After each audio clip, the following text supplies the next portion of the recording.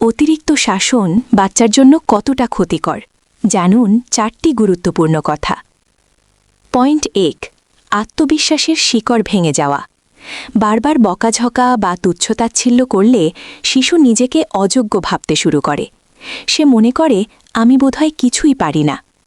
এই হীনমন্যতা তার সৃজনশীলতাকে নষ্ট করে দেয় এবং ভবিষ্যতে সে বড় কোনো চ্যালেঞ্জ নিতে ভয় পায়।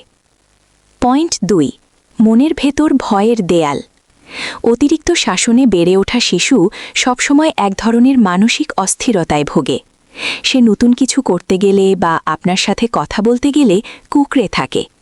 এই ভয় তার স্বাভাবিক মানসিক বিকাশকে বাধাগ্রস্ত করে এবং তাকে অন্তর্মুখী করে তোলে। পয়েন্ট 3, আত্মরক্ষার ঢাল হিসেবে মিথ্যা বলা।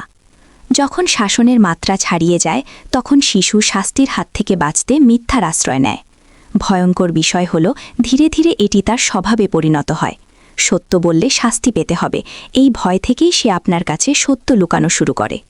পয়েন্ট 4, ভালোবাসার সম্পর্কে চির ধরা।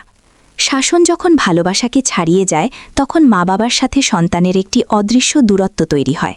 সে আপনাকে অভিভাবক নয় বরং একজন পুলিশ বা শাসক মনে করতে শুরু করে। ফলে বড় হয়ে সে আর তার মনের কথা বা জীবনের সমস্যাগুলো আপনার সাথে শেয়ার করতে চায় না। সচেতন অভিভাবকদের জন্য একটি বার্তা: শাসন হোক মায়ার চাদরে মোড়ানো।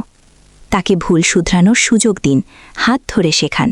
মনে রাখবেন, শাসন দিয়ে সাময়িক ভয় দেখানো যায়, কিন্তু ভালোবাসা দিয়ে জয় করা যায় চিরকাল। শাসন করুন ভালোবাসা দিয়ে, কারণ ভালোবাসাই গড়ে তোলে সুন্দর মানুষ। এরকম টিপস পেতে চ্যানেলটি সাবস্ক্রাইব করুন। ধন্যবাদ।